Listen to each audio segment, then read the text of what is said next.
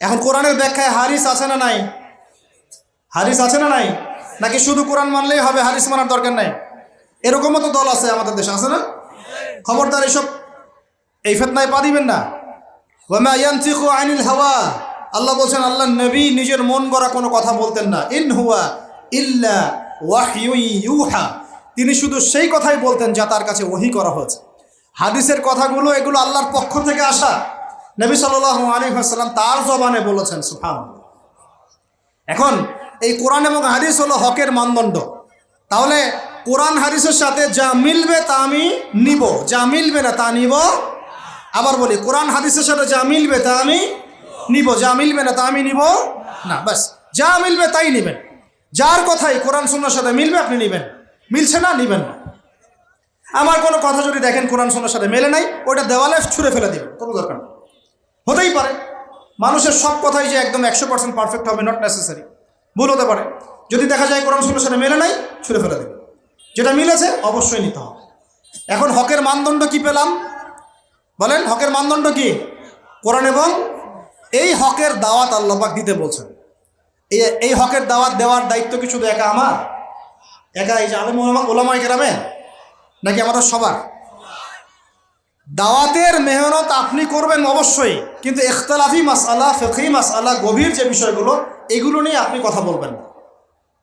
যেমন নামাজের দাওয়াত আপনি দিতে পারেন, পারেন কি না? নিজে নামাজ পড়েন, একটা বন্ধুকে নামাজের দাওয়াত দিতে পারেন। নিজে রোজা রাখেন, মানুষকে রোজার দাওয়াত দেন।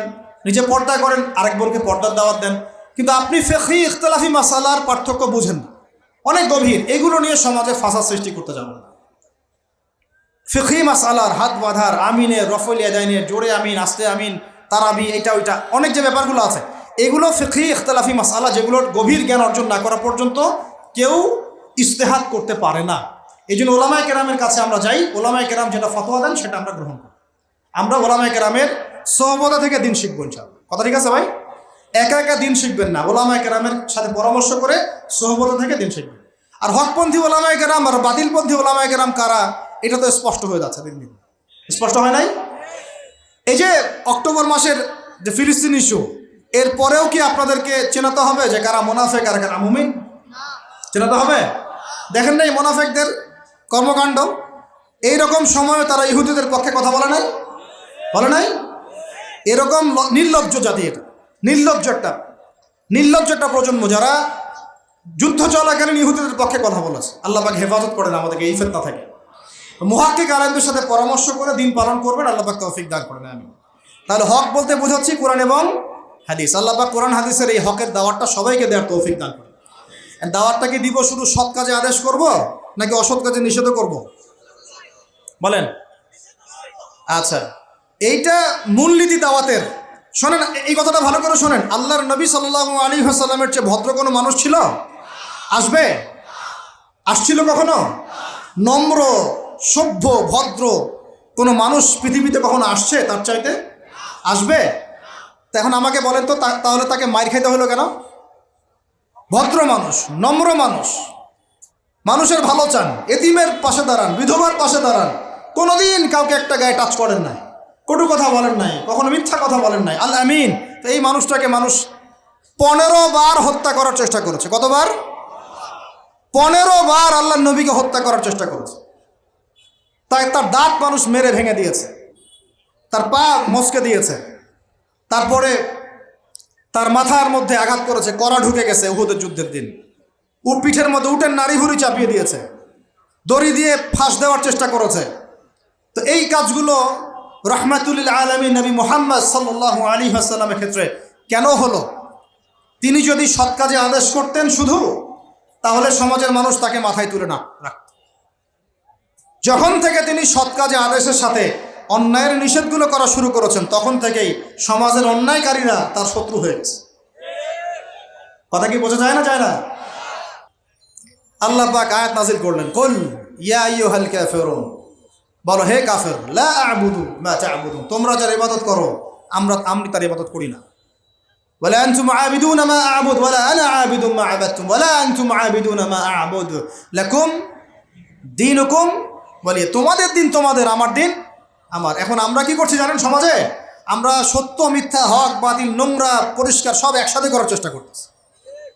এটা হবে না কখনো। সত্য মিথ্যা, ন্যায় অন্যায় আলাদা হয়ে যাবে ইনশাআল্লাহ, হক বাতিল পার্থক্য হয়ে যাবে ইনশাআল্লাহ। এটাই ইসলাম। অতএব সৎ কাজে আদেশের সাথে সাথে অসৎ কাজে নিষেধও থাকতে হবে। আল্লাহ পাক তৌফিক দান করেন, আমিন। এটা হলো হকের দাওয়াত। 3, 4 ওয়াতাওয়াসাউ বিস-সাবর, ধৈর্যের উপদেশ। তো এখন আমাকে উত্তর দেন দেখি, হকের সাথে ধৈর্যের সম্পর্ক কি? বলেন, কে বলতে পারবেন? হকের দাওয়াতের সাথে ধৈর্যের কি সম্পর্ক? হ্যাঁ, মাশাআল্লাহ, ভেরি গুড। যখন হকের দাওয়াত দিবেন, সুরসুরি মার্কা দাওয়াত না, গোলালু মার্কা দাওয়াত না যে সব তরকারি দিয়েই চলে, এমন না। যখন সত্য মিথ্যা স্পষ্ট করবেন আপনি, তখন চতুর্দিক থেকে আপনার কাছে বাধা আসবে। কথা বুঝতে পারছেন? প্রথম বাধা আসবে আপনার পরিবার থেকে। কি থেকে? পরিবার, তারপর সমাজ, তারপর আসবে এক শ্রেণীর ধর্মীয় অঙ্গনের এক শ্রেণীর মানুষ থেকে আপনার বাধা আসবে। আর সর্বশেষ বাধা আসবে আপনার একদম বিশ্বশক্তি, পরাশক্তি থেকে। কথা বুঝতে পারছেন? এই 4টা ধাপে বাধা আসে মানুষের জীবন। প্রথম বাধা আসে পরিবার থেকে, তারপর সমাজ, তারপর ধর্মনেতা, তারপর আস্তে আস্তে দেখবেন ওই বিশ্ব নেতা থেকে বাধা আসা শুরু করে। আল্লাহ নবীর ক্ষেত্রেও তাই হয়েছে, আর নবী ইব্রাহিমের ক্ষেত্রেও তাই হয়েছে আলাইহিম আসসালাম। প্রত্যেক নবীর জীবনেই তাই হয়েছে। যারা হকপন্থী তাদের প্রত্যেকের জীবনে তাই হবে, এটাই সুন্নত। এর বাইরে যদি কিছু হয়, বুঝে নিতে হবে যে আমরা হকের উপর নাই। যদি দেখেন যে আপনি মাশাআল্লাহ ইসলামের খুব দাওয়াতি কাজ করছেন, কোনো বাধা বিপত্তি নাই, কোনো সমালোচনা নাই, কোনো নিন্দা, গীবত, তহমত, আগ্রাসন নাই, প্রতিবন্ধকতা নাই, বুঝবেন আপনার দাওয়াত একটা গোলালু মার্কা দাওয়াত। এই দাওয়াতে 1000 বছরও যদি আপনি দাওয়াতি কাজ করেন, আল্লাহর জমিনে দিন কায়েম হবে না, কোনোদিনও না। আল্লাহ পাক আমাদেরকে বোঝার তৌফিক দান করেন। তাহলে হকের সাথে সবরের সম্পর্ক কি? হকের দাওয়াত দিতে গেলে বাধা বিপত্তি, বালা মুসিবত আসবে, তখন আমাদেরকে কি করতে হবে? সবর করতে হবে, ধৈর্য ধরতে হবে। এবং এই সবরের উপর ইস্তেকামা থাকলে আল্লাহ পাকের পক্ষ থেকে সাহায্য নেমে আসবে ইনশাআল্লাহ। এখন আল্লাহ পাক কোরআনে আমাদেরকে বলছেন, এই 4টা গুণাবলী অর্জন না করলে তোমরা সবাই ক্ষতির মধ্যে আছে। আল্লাহ পাক আমাদের সবাইকে 4টা গুণাবলী অর্জন করার তৌফিক দান করেন। আল্লাহ পাক বললেন, সময়ের কসম, এই সময়ে মহাকালের কসম করে বলতেছি যে ইন্নাল ইনসানা লাফি খুসর, তোমরা সব মানুষ ক্ষতির মধ্যে আছো।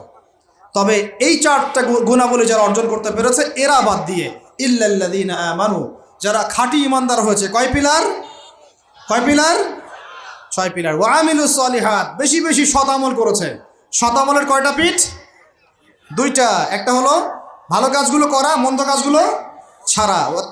ওয়াতাওয়াসাউ বিল হক, পরস্পরকে হকের দাওয়াত দেয়া। দিব কি না আমরা ইনশাআল্লাহ? এখানেও 2 সূরত। কয় সূরত?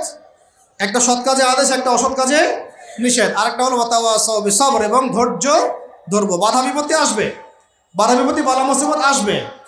হকের পথে নামেন, আপনিও ফেস করবেন। এই সময় আমরা কি করব?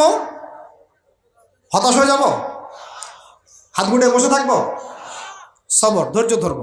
ধৈর্যের ব্যাখ্যা আবার এটা না, ধৈর্যের ব্যাখ্যা আবার এটা না যে একদম হাত গুটে বসে থাকবো, দেখি কবে পরিবর্তন হয়, তারপরে মাঠে নামবো, এমন না। বরং পরিবেশ পরিস্থিতি পরিবর্তন করার চেষ্টা করার নাম ধৈর্য। কথা বুঝতে পারছেন ভাই? এই জাহেলিয়াত দূর করার যে মেহনত, এই মেহনতটা করার নাম হলো ধৈর্য। এই ধৈর্যের অনেক সুরত হয়, এটা ইনশাআল্লাহ আরেকদিন সবর নিয়ে আলোচনা হবে। আল্লাহ পাক আমাদের সবাইকে সবর করার তৌফিক দান করেন, আমিন। সবরের দৃষ্টান্ত রেখে গেছেন স্বয়ং নবী মুহাম্মদ সাল্লাল্লাহু আলাইহি ওয়াসাল্লাম। 23 বছর তিনি নববী, এই নবুয়তের জীবন, তার সিরাত গ্রন্থ পড়ে দেখেন, আর রাহিকুল মাখতুম পড়েন, রহমাতুল লিল আলামিন পড়েন, নবী মুস্তাফা পড়েন, তারপরে আপনার আরও অনেক কিতাব আছে, সিরাতে মুস্তাফা পড়েন, সিরাত বিশ্বকোষ পড়ে দেখেন, দেখবেন তার জীবনের প্রত্যেক পদে পদে সবর আর ধৈর্য, সবর আর ধৈর্য। আল্লাহ রাব্বুল আলামিন আমরা সবাইকে এই 4টা গুণাবলী অর্জন করার তৌফিক এনায়েত করেন বলে আমিন। প্রিয় মুসলিম ভাইরা, আমরা শেষ অংশে চলে আসছি। আমরা সবাই এখন একটু দোয়া করি, আল্লাহ রাব্বুল আলামিন আমাদের সবাইকে যেন দিনের জন্য কবুল করে নেন। আল্লাহ পাক আমাদের সবাইকে যেন এমন প্রজন্ম গড়ে তোলার তৌফিক দেন, যেই প্রজন্ম আগামীতে বাইতুল মুকাদ্দাস জয় করবে ইনশাআল্লাহ। আল্লাহ পাক আমাদের সবাইকে সময়কে কাজে লাগানোর তৌফিক দান করেন, প্রকৃত ইমানদার হওয়ার তৌফিক দান করেন, বেশি বেশি আমল ও সালেহ করার তৌফিক দান করেন, হকের পথে আমাদেরকে দাওয়াতের মেহনতে অংশ নেওয়ার তৌফিক দান করেন, এবং সবর করার তৌফিক আল্লাহ পাক আমাদেরকে দান করেন। আকুলু কওলি হাযা আস্তাগফিরুল্লাহ লি ওয়া লাকুম ওয়া লিসাইরিল মুসলিমিন বারাকাল্লাহু লানা ওয়া লাকুম বিল আয়াতিল হাকিম ইন্নাহু তাআলা জাওয়াদুন কারীম মুবার রাউফুর রহিম সুবহানাকাল্লাহুম্মা ওয়া বিহামদিকা আশহাদু আল্লা ইলাহা ইল্লা আনতা আস্তাগফিরুকা ওয়া আতুবু ইলাইক